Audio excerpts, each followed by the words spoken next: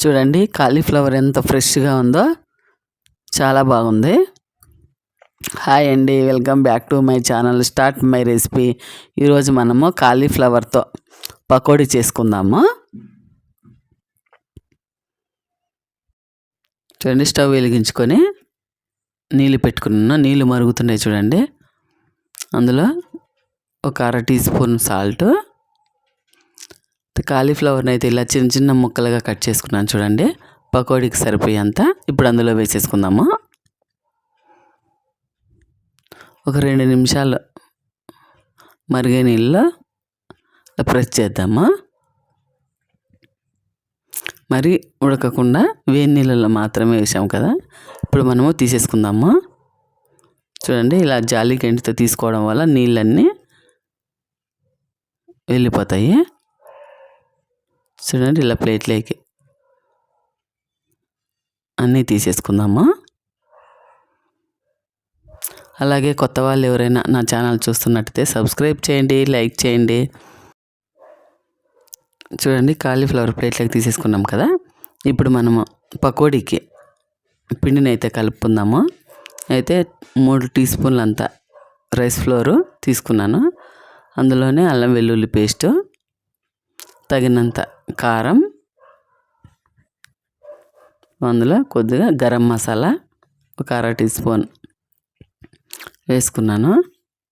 ఇప్పుడు అందులో 1 కప్పు శనగపిండి తీసుకున్నాను, అందులో వేసేసుకున్నాం కదా. ఇప్పుడు అందులో కరివేపాకు రెమ్మలు, కరివేపాకు వేసుకున్నాక తగినంత సాల్ట్ వేసేసుకున్నాం. మనమైతే కాలీఫ్లవర్ ఉడికించేటప్పుడు సగం స్పూన్ వేసాం కదా, అందుకని తక్కువగా తీసుకున్నాను. కాలీఫ్లవర్ ముక్కల్ని ఇప్పుడు గిన్నెలో వేసేసుకుందాము. చూడండి, గిన్నె అయితే ఫుల్గా అయిపోయింది కదా. ఇప్పుడు అందులోనే కొత్తిమీర తీసుకున్నాను, సన్నగా కట్ చేసుకొని ఇలా కలుపుకుందాము. మనం కలుపుకుంటే విరిగిపోతాయి అనేసి నేను అలా పైకి కిందికి చూడండి ఇలా అంటున్నాను.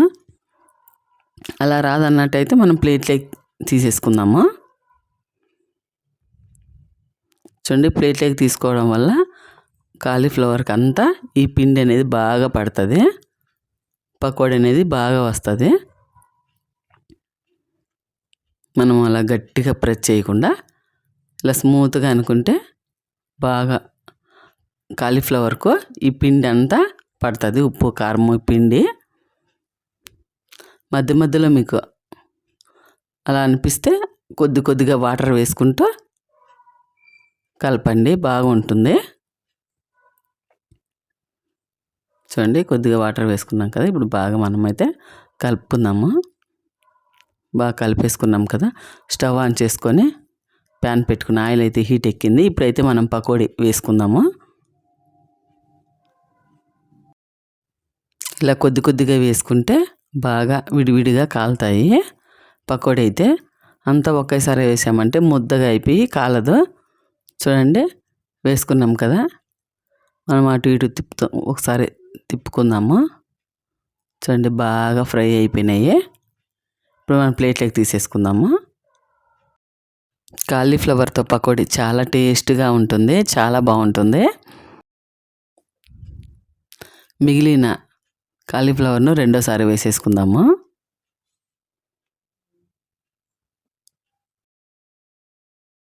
ఇంకొకసారి వేసుకుందాము. కొద్దిసేపు ఫస్ట్ వాయి తీసేసేటప్పుడు ఇంకొకసారికి వేసే ముందు ఒక 2 నిమిషాలు వెయిట్ చేసామనుకో ఇంకా బాగా ఆయిల్ అనేది హీట్ ఎక్కుతుంది, తొందరగా కాలుతాయి పకోడీ. ఇలా విడివిడిగా వేసుకుంటే చాలా బాగుంటాయి. ఎంతో టేస్ట్గా ఉండే పకోడీ చిన్న పిల్లలు పెద్ద పిల్లలు చాలా ఇష్టంగా తింటారు.